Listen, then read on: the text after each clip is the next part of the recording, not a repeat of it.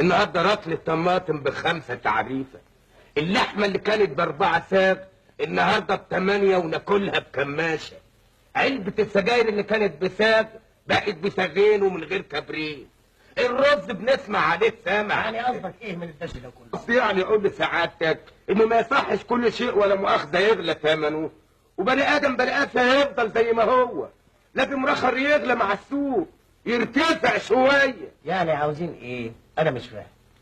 عاوزين علاوه. علاوه؟ علاوه يعني ايه بقى؟ علاوه يا بيه، وسعادتك ما تعرفش العلاوه؟